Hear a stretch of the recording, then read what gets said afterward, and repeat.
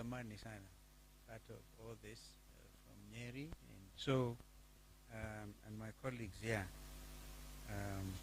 I want to read this statement on behalf of all of us. And please don't be tired of coming, and we'll also not be tired of standing with our people, the Kenyan people. We'll be doing, as occasion demands, issue very straight and strong statements like the one we're about to issue, and we'll also go to the people. We will go everywhere as the good Lord enables us. So this is a statement by the People's Loyal Opposition, dated today, November 15. And it's entitled, "We Reject the Proposed Experiments on Vaccination of Cattle in Kenya by the Kenya Kwanza regime." Good afternoon, ladies and gentlemen, and thank you for joining us today. I believe it's already afternoon. Yes, indeed. Last week, William Ruto announced at a public gathering the intention of the Kenya Kwanza government to vaccinate some 22 million cattle in the country. Beyond this, the intention is to vaccinate all other bovines in the same manner. This includes sheep, goats, camels, and other domestic animals. The program has been proposed for the entire country over the coming few months and is being marketed as a part of the government's environmental protection efforts. We wish to state at the very outset that the proposed vaccination program has all the markings of a sinister foreign agenda. It does not augur well for the country's pastoralist group or groups and for this country as a whole. The plan, which has the full support of international research institutions, wants to introduce gene-modifying drugs into Kenyan bovine livestock in order for them to ostensibly, quote-unquote, cease emitting methane gas into the atmosphere. Ladies and gentlemen, animals release gas into the atmosphere as a normal biological result of digesting processes. Those behind this plan claim that the animal's natural release of intestinal gas into the atmosphere as a means of relief from normal feeding and flatulence processes is hazardous to the environment. They say that biogas, which is used for a variety of residential uses around the world, is contributing to harmful climate change. As a result, our animals are expected to receive injections that prevent them from releasing digestive gas into the atmosphere indefinitely. However, people behind this plan do not carry out the same vaccination programs in their own nations, where they have considerably more animals than Kenya, therefore greater contributors to the harmful climate change, quote unquote. Indeed, we take note with alarm that these vaccinations that are developed overseas have been rejected everywhere else in the world, including their home country, the United States of America. As a People's Loyal Opposition, we reject these experiments in toto. Let everyone know that we will resist them to the very end. We ask our fellow Kenyans to join us in opposing the proposed vaccinations which clearly hurt our animals and endanger our people. We have also been reliably informed on incontrovertible scientific authority that these vaccines will alter the genetic structure of our animals. After 1 or 2 generations of vaccines, up to 36 months, reproduction of new life will begin to be plagued by issues. These issues include, but are not limited to, the birth of animals with severe biological malformations as a result of genetic manipulation. There will also be the difficulty of the animal's incapacity to reproduce completely. Some of these negative side effects will eventually be passed to human populations via the eating of contaminated animal farm produce.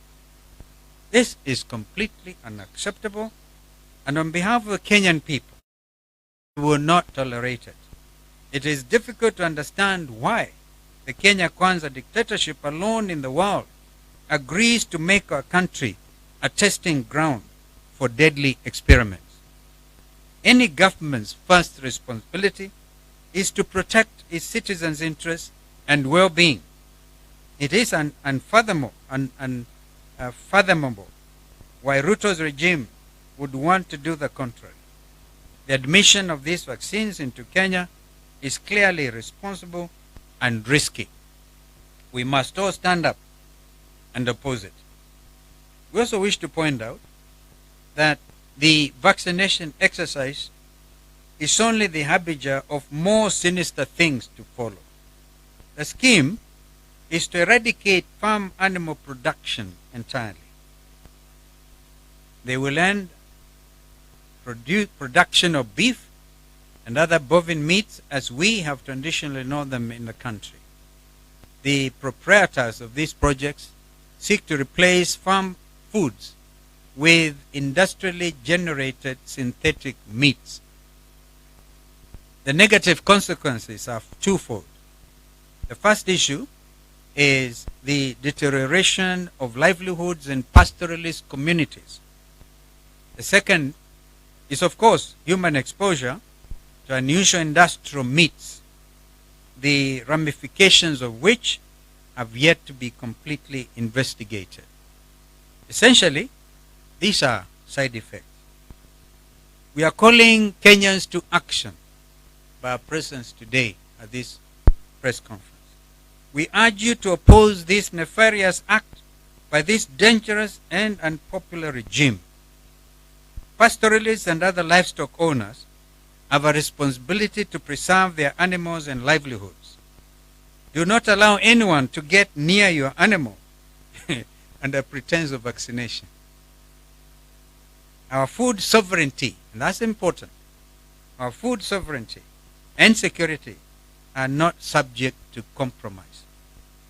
Our animals and people's health are equally important.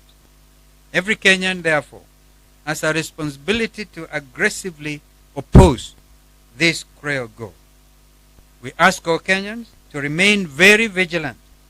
Do not allow any agent or official of the Ruto regime to come anywhere near Kenyan cattle with these vaccines. There will be no forced vaccination of animals in Kenya. We all remember stories of anthrax. If you're coming to vaccinate against anthrax and know the things we all know. We will resist by all constitutionally protected and guaranteed means. Lastly, ladies and gentlemen, we commend our Catholic bishops for calling out this rogue government on its unethical dealings with the people of Kenya that are corroding the basic core values that we cherish as a Kenyan people. Now, because of this genetically modified approach, you can never plant the same seeds twice. Yeah, you plant once and you have to wait. And we went to court. We instructed our learned friend, Paul Mwangi, to go to court of that GMO thing. The course last few days, I think, took a negative decision. We have instructed Paul Mwangi again to go on appeal, because we must keep ourselves engaged on the welfare of our country. With the complications of chaff and shift. Yeah, sha and shift. Shisha, as Babayao calls them. Shisha. Yeah. Where are we going to get all these people? People with compromised immunity and things. But while we are at it, we want to thank the good Lord for restoring the health of our brother here, Honorable Karima, is here. I think you should really come and be seen, because he has come to invite us to attend an event at Ken on the 8th of next month. This gentleman has just come from treatment in India. And India has become now a health tourism destination. Instead of our people now benefiting, and this is the way we should look forward and create tourism around medicine. But instead, we are dispatching our people all over, mainly to India. The story of Mheshimiwa Karima is amazing. People have written him off, but he's back. He received bone marrow transplant in India, and he's looking so well. We can do better. But with this regime, I have absolutely no idea what is happening. Instead, they are abusing bishops. they are actually literally abusing bishops. Because if you also don't respect our spiritual fathers, where are you going to get blessings from? I want to end there, and if there's any question, I know my colleagues wanting to add any comment. By the way, it was Jeremiah Kioni who actually first pointed out this thing to us. He kept on talking about it. He said, what is Jeremiah talking about? Now we've done research, we have looked at this thing in depth, and what we have just given you is of vital importance to the present generation and the generations to come. Kama hakuna swali, tunawachia tu hapa. Is the story so heavy that you're still digesting? Maybe you go a meeting also. You know, biogas is actually also produced. I remember I went to a prison in Embu, and they also do biogas. They do biogas. So maybe they're going to vaccinate you as well, not just the cattle. So Ashkuru-san, I think that's it. Yeah, sure. Maybe just to add our displeasure with the response of the Kenya Kwanza government to the statement issued by the bishops yesterday. And we want to urge them to just stop the insolence and the intolerance that they are showing to criticism. Stoning the bishops or trying to kill the messenger will not change the message. We stand by the bishops, particularly Bishop Muheria, who has been targeted, and we stand by the church, we stand by the truth.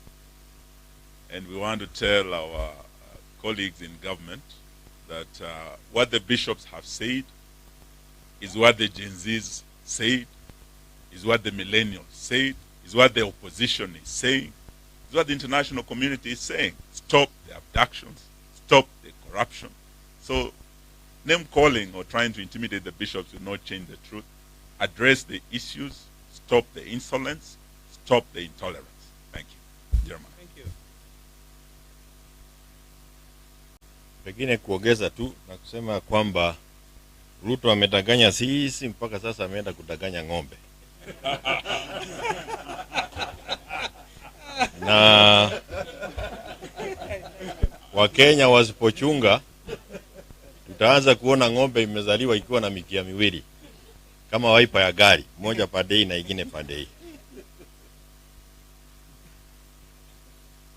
Na ni vizuri ujue Ruto amekuwa hapa Tagaza University, and he has gone further to attack the clergy.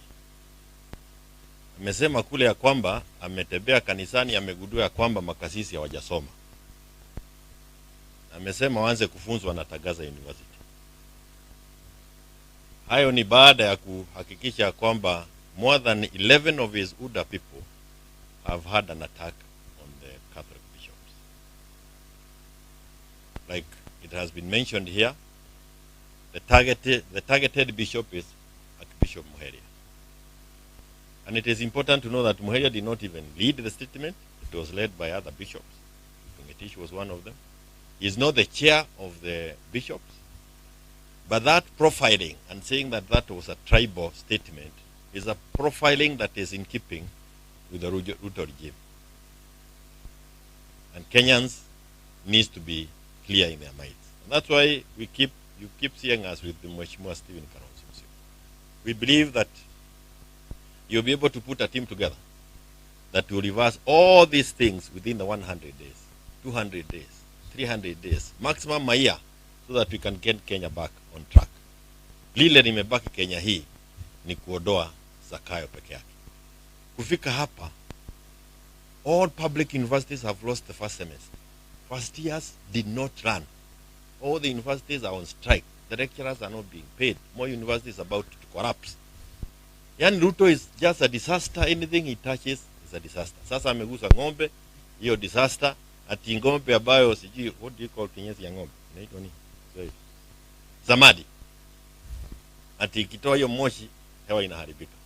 This guy, Mwenyezi Mungu, saidia atoke. Alitoka wapi? Can you imagine atuambia zamadi ya ng'ombe sasa ndio shida ya Kenya wote, na hiyo ndio anataka kutibu.